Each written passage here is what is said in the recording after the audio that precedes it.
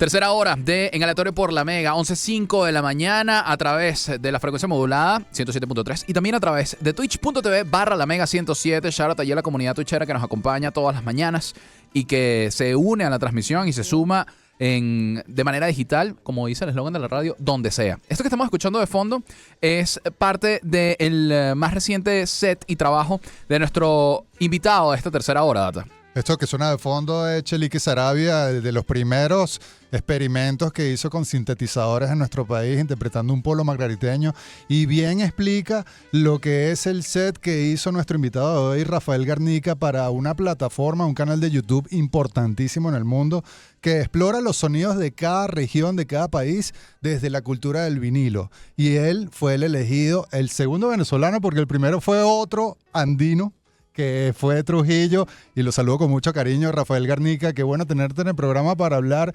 de esta expresión que es tan personal como colectiva desde la música venezolana, ¿no? De cierta forma. ¿Qué tal? ¿Cómo estás, Data? ¿Qué tal todo? Por aquí está Titi y Lorenzo también. ¿Qué tal, chicos? ¿Cómo estás, Garnica? Garnica? Escucharos. ¿Cómo llegas a My Analog Journal? Bueno, yo creo que es evidente para las personas que consumimos world music y que también nos gusta estar actualizados con las tendencias de todos los géneros musicales, pues mirar estos canales o estas sesiones de YouTube o de Twitch para estar un poco enterados de, bueno, cuáles son esas fuentes, posibles fuentes que nos pueden absorber. Y además, pues creo que durante la pandemia fue una fuente bastante constante de inspiración y también de entretenimiento, con lo cual lo tenía bastante en el radar. Y también, una vez Trujillo visitó el set de My Analog Journal, pues era evidente que siempre he estado ahí como polulando alrededor de mi trabajo también. Era algo que tenías ahí pendiente, como en el bucket list. Eso es, Para, eso es.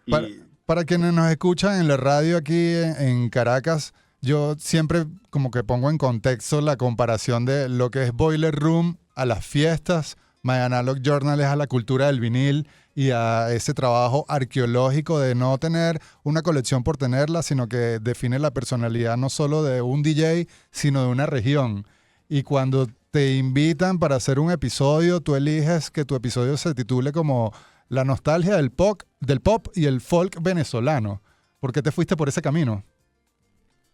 Hombre, yo creo que es muy evidente que cuando uno emigra, parte de ese proceso es ir como reconectando a lo largo del tiempo con varias, digamos, cosas que te han pasado a lo largo de ese periodo fuera de casa, ¿no? O alejado de tu país.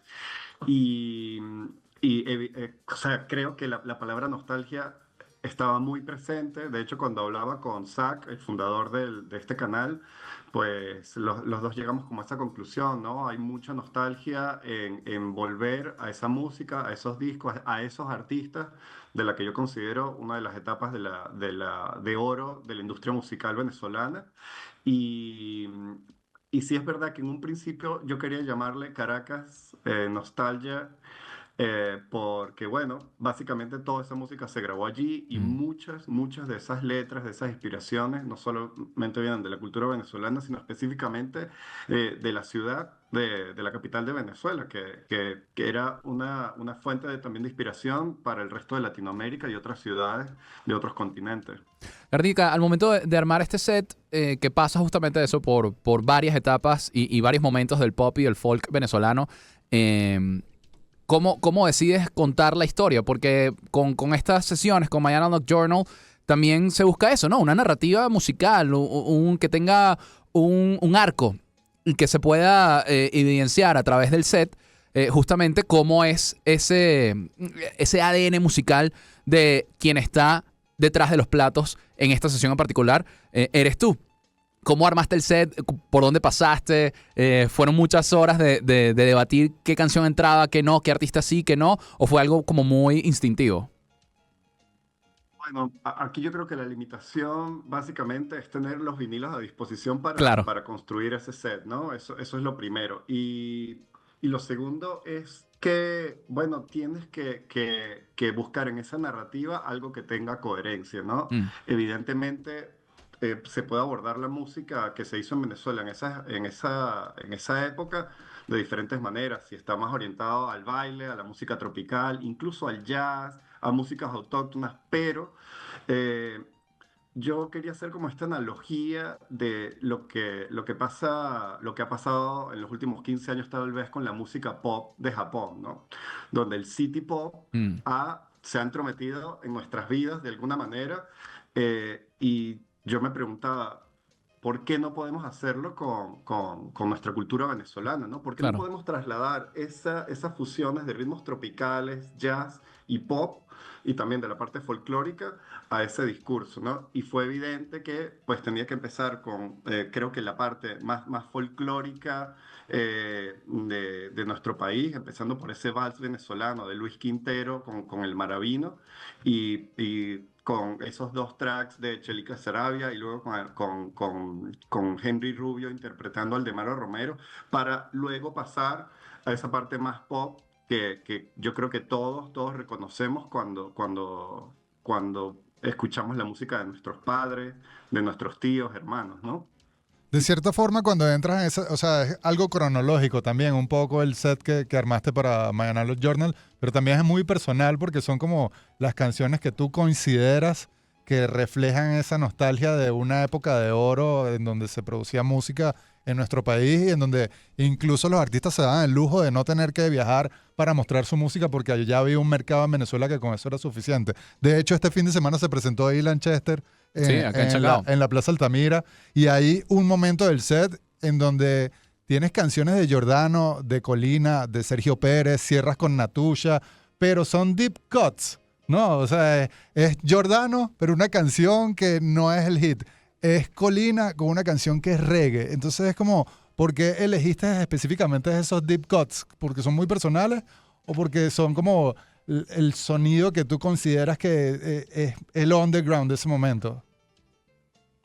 Mira, Manuel, me encanta esta pregunta porque la idea, yo creo, de nosotros siendo agentes de la industria musical, no necesariamente es narrar lo obvio, Mm, sino esa parte, lo que llamaríamos unos B-sides, unos lados B, ¿no? De esos artistas, de esas canciones que tal vez en su momento no tuvieron el reconocimiento, y que nosotros le podemos dar esa segunda vida a ese catálogo de esos artistas, y que yo sé que en cada una de esas personas también ha podido tener una repercusión a nivel, pues, ya sea familiar o de alguna situación donde la escuchaste, lo puedas recordar cuál fue tu primera vez al escuchar esa canción. Entonces, la idea era no marcar como una historia obvia del pop venezolano, sino más bien resaltar también, pues, lo virtuoso que eran los músicos de esas sesiones mm. en esas canciones. O sea, por ejemplo, la de Giordano, la de No Tengo Palabras, a mí me vuela la cabeza, ¿entiendes? Es como escuchar esa fusión de jazz con ritmos caribeños, pero a la vez pop, y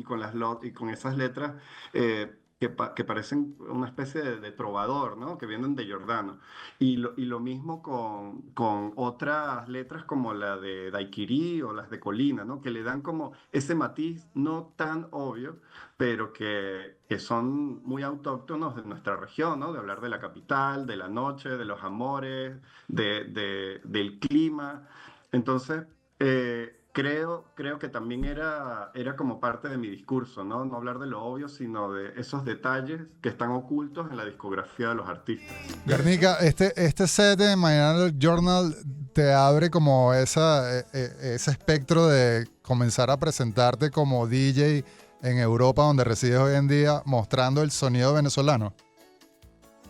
Eh, Hombre, no sabía decirte porque creo que yo como artista, DJ, he pasado por varias etapas. Evidentemente, mis gustos han pasado desde ese pop que se escuchaba en casa cuando era un niño, a luego esa etapa más rock, luego por la parte de la electrónica.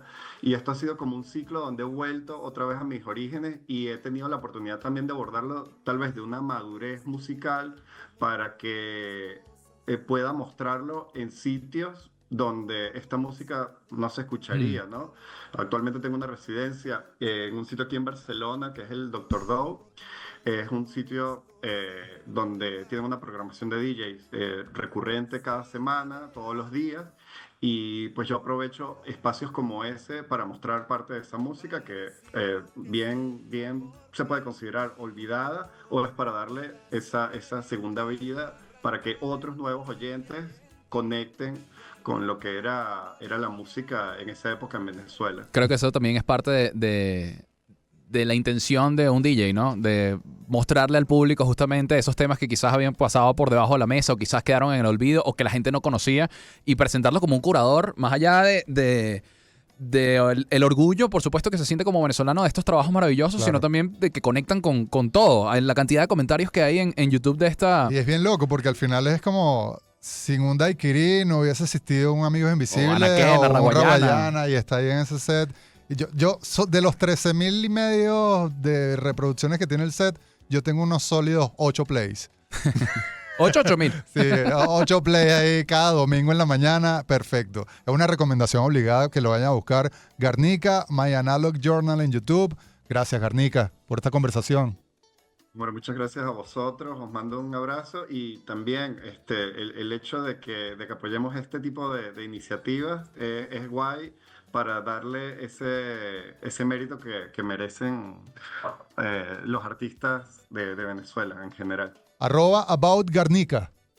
Eso es. Un abrazo desde aquí hasta allá a toda la familia de Noemí, Custodio, todos los muchachos por allá.